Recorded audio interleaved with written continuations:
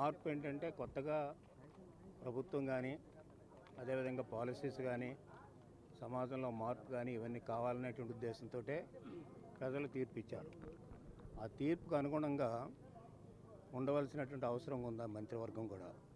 ఎంచేతంటే మొదటి నుంచి కూడా నేను చెప్తూ ఉన్నాను, యంగర్ జనరేషన్ వచ్చినప్పుడు యంగర్ జనరేషన్ని అకామిడేట్ చేస్తూ ఉండాలి. ఇప్పుడు కూడా అకామిడేట్ చేస్తూ ఉంటే ఆ పార్టీ కానీ ఆ ప్రభుత్వం కానీ 4 కాలాల పాటు ఉంటుంది.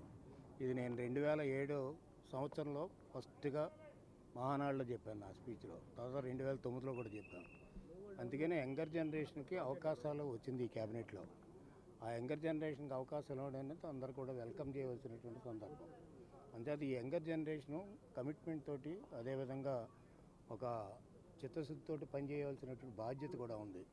ఆనాడు నేను 29 సంవత్సరాలు ఉన్నప్పుడు ఎన్టీ రామారావు గారు మాకు అవకాశం ఇచ్చారు.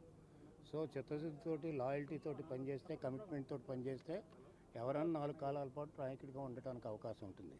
అంచేత ఏదైతే క్యాబినెట్ కూర్పు ఉందో ఆ కూర్పు తప్పకుండా 100% బ్రహ్మాండంగా ఉంది. వెల్కమ్ చేస్తున్నాం కూడా అందరం కూడా. అంచేత సీనియర్స్ అనేటువంటిది నేను చెప్పాను, మీరు ఒకసారి ఆ రోజున పేపర్లు చూస్తే తెలుస్తుంది. సీనియర్స్ అనేటువంటిది పార్టీకి ఉపయోగపడాలి. అదేవిధంగా మిగతా వాళ్ళకి కింద వాళ్ళకి అకామిడేట్ చేయాలి. కింద వాళ్ళకి అకామిడేట్ చేస్తే యంగర్ జనరేషన్ పైకి రావడానికి అవకాశం ఉంటుంది.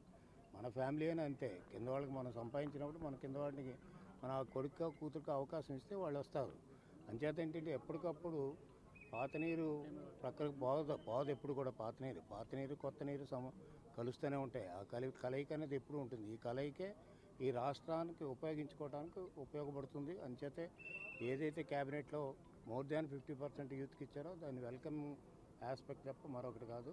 నేను ఇప్పుడే సీఎం గారితో కూడా మాట్లాడొచ్చాం కొన్ని విషయాలు, అవన్నీ కూడా త్వరలో అమలు చేస్తాం. ఎంచేతంటే మేము ప్రజలు మార్పు కోరుకున్నారు, మార్పు తగ్గట్టుగా మేము మార్పు చేస్తామని మేము హామీలు ఇచ్చాం. ఆ మార్పు భవిష్యత్తులో జరగాలి. అదేవిధంగా ఒక క్యాబినెట్ కాకుండా మొత్తం పార్టీ యంత్రాంగం అంతా కూడా చిత్తశుద్ధితో పనిచేసి ఏదైతే ప్రజలు ఆశ పెట్టుకున్నారో రాష్ట్రానికి చేయవలసిన కార్యక్రమాలు ఉన్నాయో ఇవన్నీ చేయవలసిందే ప్రతి ఒక్కరు కూడా పార్టీలో ఉన్నటువంటి వాళ్ళు. అదేవిధంగా కూటమి యొక్క బాధ్యత.